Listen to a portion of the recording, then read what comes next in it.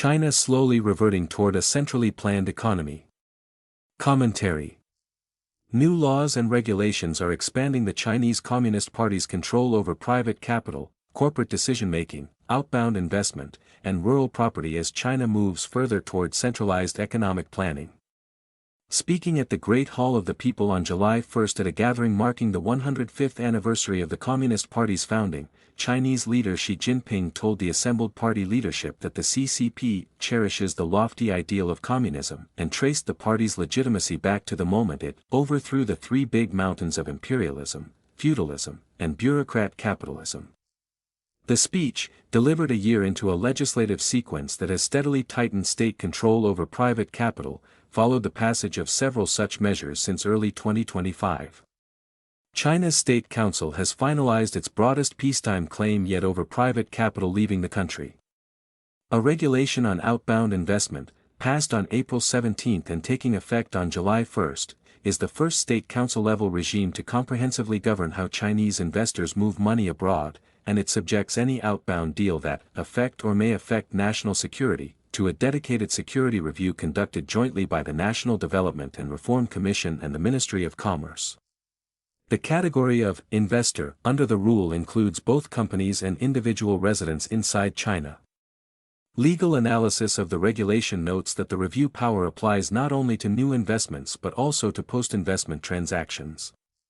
Asset sales, equity transfers, offshore restructurings, exits, and changes of control involving sensitive technologies or data can all be brought under state review, regardless of where the transaction physically occurs.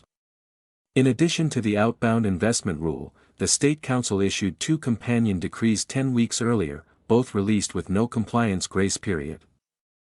The first, the regulations on the security of industrial and supply chains, took effect on March 31 and created a state-maintained, key sector list, giving Beijing power to direct production reserves and intervene in supply decisions for designated industries. The second, the regulations on countering foreign extraterritorial jurisdiction, took effect on April 7 and bar Chinese companies from complying with foreign laws the state deems improper, punishing violators with loss of government contracts and export access. Both decrees became binding on private and foreign invested firms the moment they were published, leaving no time to restructure operations before enforcement began. One legal analysis notes that a single act, such as dropping a supplier to comply with U.S. export controls, can now expose a company to four enforcement tracks at once: a Decree 834 supply chain investigation, a Decree 835 penalty for aiding foreign extraterritorial jurisdiction, an anti-foreign sanctions law counter-sanction, and an unreliable entity list designation. Running alongside these decrees, China's amended cybersecurity law entered formal implementation in 2026. The revision, the law's first since its original passage, strengthens penalties and responsibilities for enterprises, and regulators have continued enforcement actions on a regular basis to reinforce compliance obligations across the private tech sector. The pattern of increased central control extends to rural land and the broader rural economy. Collective ownership was never abandoned, but the legal framework reinforcing it is now being rebuilt and tightened. The Law on Rural Collective Economic Organizations, China's first dedicated statute on the subject, took effect on May 1, 2025. The law places forests, mountains, grasslands, wastelands, tidal flats, production facilities, business funds, and collective investment shares under the collective management structure. It also gives rural collective organizations authority over the contracting and management of certain land and other collective assets. 8 months later, the Organic Law of the Villagers' Committees was amended, effective January 1, 2026, so that in any village where no formal rural collective economic organization yet exists, the Villagers' Committee itself may perform those collective functions. This closes the gap and extends the collective economic structure into villages that had operated outside it.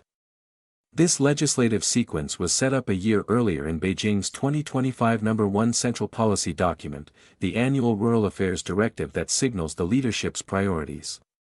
The document traces the country's land system directly to the founding of the People's Republic of China in 1949. At that time, the leadership deliberately chose collective land ownership over privatization. The document notes that reforms touching that arrangement have, therefore, always been approached with extra caution. The document also restricts private transactions in rural land. Urban residents are barred from purchasing rural houses or homesteads. Retired officials are barred from occupying rural land to build housing. At the same time, the document calls for deeper reform of the rural collective property rights system and the development of the new type rural collective economy. It also calls for strict controls on operational risk in rural collective enterprises. The result is an expansion of the collective structure combined with tighter central risk management. Beneath all of this is a standing mechanism that does not require new legislation to keep functioning. Article 32 of the CCP Constitution, enforced since 2017, requires any organization inside China, whether private or foreign invested, to establish a Communist Party committee once it has 3 or more party members. The result is a dual governance structure. A company remains legally private but is no longer fully autonomous. It operates under Chinese corporate law and is registered as a private entity, while simultaneously answering to a party committee that reports to the party rather than to shareholders. These committees leave almost no public footprint. They do not appear in corporate registries, beneficial ownership filings, or standard screening tools. This makes the extent of party control over nominally private firms difficult to quantify from outside China.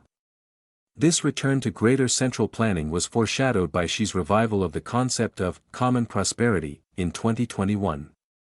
The phrase traces back to a September 1953 People's Daily published list of 65 approved slogans commemorating the 4th anniversary of the CCP's founding. In another People's Daily article, "The Path of Socialism is the Path to Common Prosperity," published in December 1953, it explicitly tied common prosperity to collective ownership, including holding land, large farm equipment, and livestock in common during the original Mao-era collectivization campaign.